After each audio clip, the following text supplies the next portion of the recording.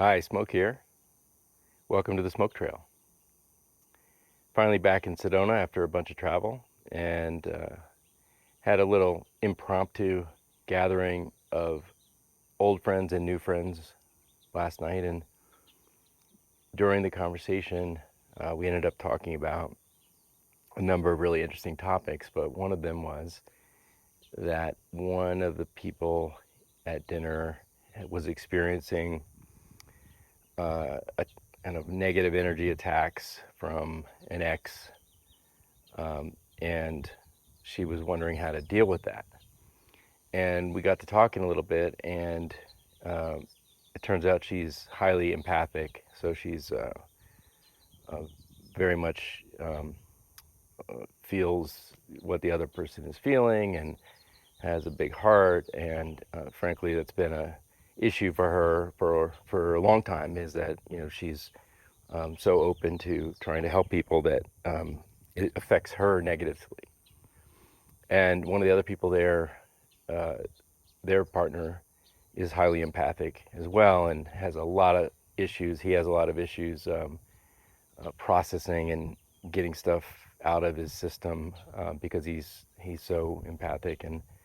And so that topic ended up being kind of an interesting dialogue. And one of the things that I think is really, really important for everyone to recognize is, first of all, it's great to be highly empathic. It means that you care about others, you sympathize with them, you've got a great ability to see other people's plight, if you will. But the problem is, in empathy, you typically migrate to the vibration of that person or group or whatever you have empathy for. So the um, the empathic kind of open uh, approach tends to bring your vibration down, which is why so many empathic people suffer from negative situations, because they bring it on themselves. Sometimes this happens with healers. Sometimes this happens with therapists. Sometimes it happens with just girlfriends talking, and one is always dishing, and one is always listening and very very empathetic, and as a result takes on that energy. There's a huge difference between, and this is a really important pivot, between being empathic and being compassionate. So empathy versus compassion. So let's talk about that for a second. So the more advanced teaching is take advantage of your empathic ability to see the other person's position, understand it, and have compassion for them, but don't take it onto yourself. So compassion is caring. It's absolutely, seeing the other person's situation, understanding their plight, if you will, but it's not taking it on your own self. There's only one person, entity, thing, anything that we each have control over, and that's ourselves. So nothing else you do not have control over anyone else. I don't care if it's a family member, a child, whatever. You might have a little bit more guidance with a child, but you don't control anything about what they end up doing in the end of the day, and how they think, how they are. You can influence it, you can be positive, but we don't control anything else. So when you think about that, it makes no sense to take on other people's burdens. It makes perfect sense to have compassion, which means you can hold space for them. So there's a difference between putting yourself in their shoes and holding space for someone's issue, right? So that it's perfectly fine to say, I'm here for you. Someone's going through a big problem. I'm here for you, and I'm here to listen, and have that person get dish or whatever they do, but do it from a place of holding space, not taking it on. And uh, instead of jumping into their shoes and agreeing with them automatically, it's perfectly fine to say something like, "I totally see why you would be upset about that. I didn't agree with necessarily the position. I just can see why that person would be upset about that situation." So it's just a different perspective, but it's about holding space. So I think if you can think about that, it's a really important pivot. It's just and it's a small pivot, but it can protect you from taking on the energy of others.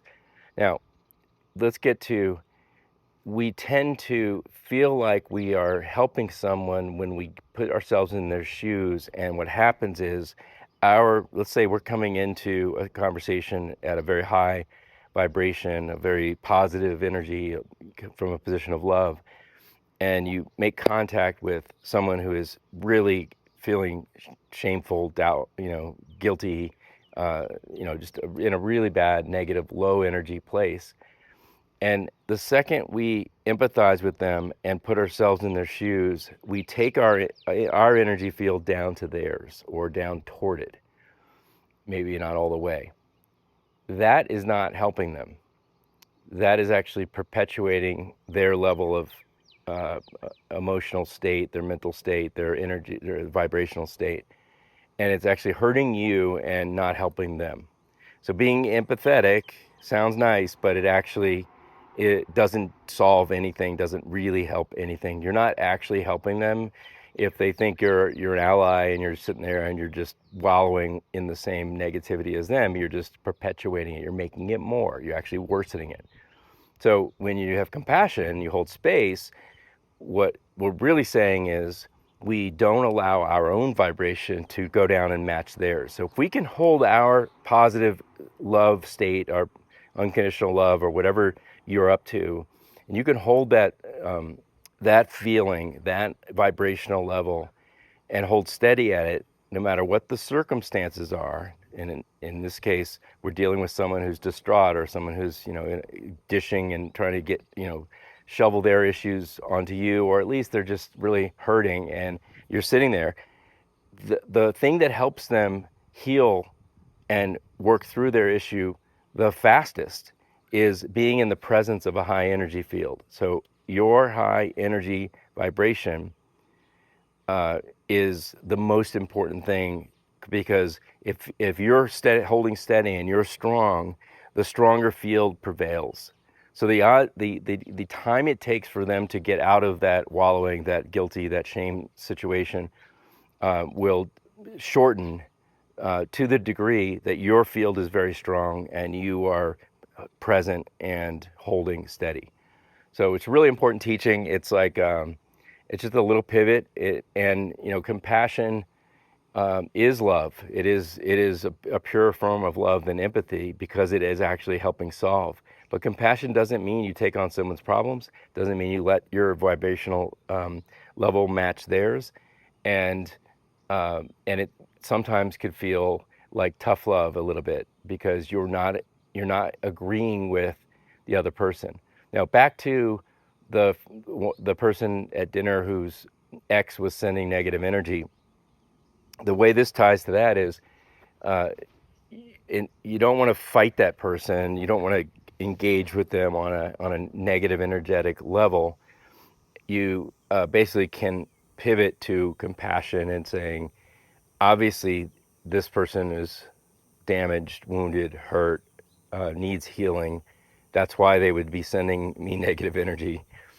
What happened to them in their childhood? What happened to them in their younger years? What happened to them where they have taken on such negativity that they're dishing it out, right? So you can have compassion for them. Again, not being empathetic, not jumping into that person's shoes, and not condoning the sending negative energy, just having compassion. That helps protect your field. So you can prevent that negative energy from penetrating you by keeping your own vibration high. Uh, that led to a conversation around, well, how do I do that? So we talked about a lot of different ways of clearing and things. And on my last episode, I actually went into some detail about a couple simple tools that will help allow you to keep your vibration higher by clearing the night before with journaling, by going to gratitude. So watch that episode if you want some tips on that. But if the last thing on this, kind of how do I keep my vibrational field high, there's the whole clearing up, cleaning up, and doing that deep work. And the reason that's important and why it has to be part of your waking up process is to hold your vibration at, at any kind of higher level. You can't be allowing yourself to chase thoughts and emotions, energetic forms down. And so if you want to stay at a very positive, super high outlook, you know, uh, unconditional love vibrational field, we can't chase our thoughts that are coming up negative. We can't chase our memories that are negative. We've got to keep clearing that stuff on a constant basis. And it's so important to do that. But the good news is our natural state is unconditional love. It is bliss. It is joy and happiness. So when we talk about holding the vibration high, what you're really doing, you're really talking about is clearing away the debris that you've picked up that is lowering your vibration, the thought forms, the emotions, the memories, the mentations. Those are all things that are lowering our vibration. If you, to the degree we clear that, it's like a hot air balloon with ballast. Everything we clear out is making the basket lighter, and it's just basically the you rise up, right? So our natural state is perfect health. It's high vibration. It's joy, bliss, and if we're not experiencing that, it's because we have to clear things out of our field. So easier said than done, but it's awesome actually. Because if you think about why is it awesome, it's awesome because it is within each of our own power to tap into that field. Once we know about it, we can go about a process of cleaning up, waking up, growing up, all those things. We can actively reprogram our subconscious, clear it out, our karmic field, so that we can achieve perfect health, perfect bliss, happiness. And we do that by uncovering what is already in each of us. So that's such good news because it's not like you have to go search for this. You don't like you have to go seek it out and find your bliss. Your bliss is inside. It's just you have to find ways to clear the debris that's covering it up. All right. I hope that is a helpful episode. It's a short one, but it's a holiday weekend, and I wanted to at least get this out there because it was pressing, and I thought it might be useful or helpful information for some of you. Thank you.